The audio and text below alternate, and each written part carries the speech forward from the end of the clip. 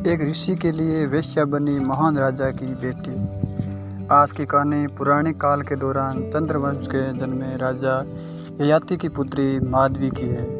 गालो ऋषि द्वारा अपने गुरु विश्वामित्र को गुरु दक्षिणा में 800 श्यामकर्ण अश्व देने के लिए माधवी ने 3 राजाओं और महर्षि विश्वामित्र के साथ बनाए थे संबंध। आज की कहानी पुराने काल के दौरान चंद्रवंश में जन्मे राजा ययाति की पुत्री माधवी की है। माधवी के पिता ययाति ने उसे गालो ऋषि को इसलिए सौंपा था कि जिससे वे अन्य राज्यों से 800 श्यामकर्ण अश्व प्राप्त कर अपने गुरु विश्वामित्र को गुरु दक्षिणा दे सके। गालो ने माधवी को 200 श्यामकर्ण अश्व प्राप्त करने के लिए 3 राजाओं को सौंपा और अंत में गुरु दक्षिणा पूरी करने के लिए अपने गुरु विश्वामित्र के लिए सौंप दिया। आइए जानते हैं पूरी कहानी क्या थी और क्या हुआ था। गालो विश्वामित्र के प्रिय शिष्य थे। जब इनका अध्ययन पूर्ण हुआ तो नियमानुसार गालो को गुरु से दीक्षा लेकर गृहस्थ आश्रम में प्रवेश लेने की अनुमति का अवसर प्राप्त हुआ। तभी गालो ने सोचा कि यही समय है अपने गुरु के प्रति अपने गुरु भक्ति और अपार श्रद्धा का व्यक्त करने का। विश्वामित्र गालो की स्थिति जानते थे। उन्होंने उसे बहुत समझाया। गुरु के बार बार समझाने के बाद भी गालो ने कहा कि गुरुदेव, मेरा अध्ययन तब तक पूर्ण नहीं होगा जब तक कि मैं अपनी पूर्ण शक्ति के अनुसार आपको गुरु दक्षिणा ना दे दूं। ऐसा सुनकर गुरुदेव स्थित उठे और उनका धैर्य समाप्त हो चुका था। उन्होंने कहा कि तुम्हें अपने गुरु को संतुष्ट करने के लिए 800 श्यामकर्ण वाले अश्व प्रदान करने होंगे, जो कि चंद्रमा की भांति श्वेत वर्ण हो, जैसा कि आपको दिखाया गया है चित्र में। वहीं गालो की पक्षीराज गरुड़ के साथ भी गहरी मित्रता थी।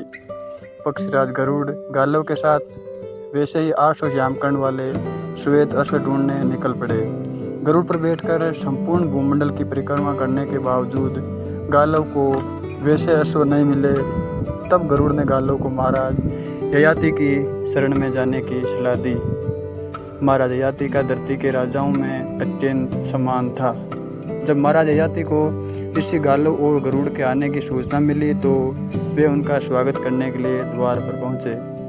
गरुड़ ने राजा ययाति को गालो के बारे में बताया कि गालो को अपने गुरु विश्वामित्र को 800 श्यामकर्ण वाले अश्व देने हैं, आप इनकी मदद करें। महाराजा ययाति अपने मित्र गरुड़ की बात सुनकर प्रसन्न हुए, लेकिन वो सोच में पड़ गए क्योंकि उनकी स्थिति अब ऐसी नहीं थी जैसी गरुड़ सोच रहे थे। अनेक रहस्य व्ययों और यज्ञों में उनका कोष खाली हो चुका था।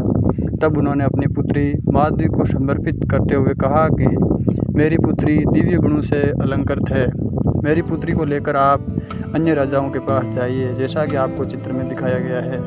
ऐसे सुंदर अवसर जैसी स्त्री के आगे राजा अपना पूरा राजपाट तक लुटा सकता है, तो 800 श्यामकर्ण वाले अश्व क्या चीज़ है।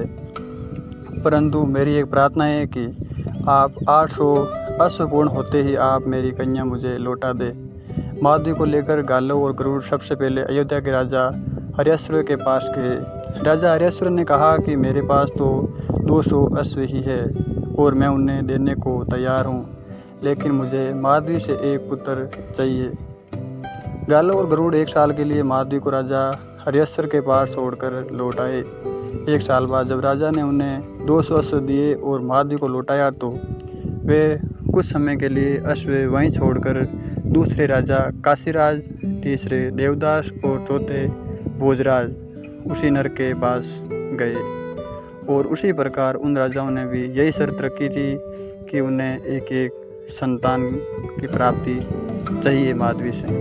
इस तरह 3 साल बीत गए और अब गालो के पास केवल 600 अश्व ही थे और पूरी धरती पर अब श्यामकर्ण वाला एक भी अश्व नहीं था। और साथ ही गुरु विश्वामित्र को दी गई अवधि भी समाप्त हो चुकी थी।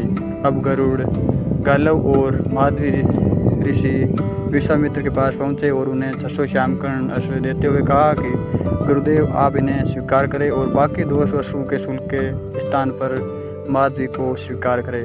गुरु विश्वामित्र मान गए और उन्हें भी माधवी से एक पुत्र की प्राप्ति हुई, जो उस दौरान अष्टक के नाम से प्रसिद्ध हुआ। इन चारों बालकों की उत्पत्ति के बाद गालो ने माधवी को तिसी मुक्त कर दिया। उनके बाद माधवी को उसके पिता ययाति को वापस सौंप दिया। ये थी माधवी की कहानी। जो एक इसी प्रकार के कहानी सुनने के लिए हमारे चैनल को सब्सक्राइब करें, वीडियो को लाइक करें एंड शेयर करें। धन्यवाद।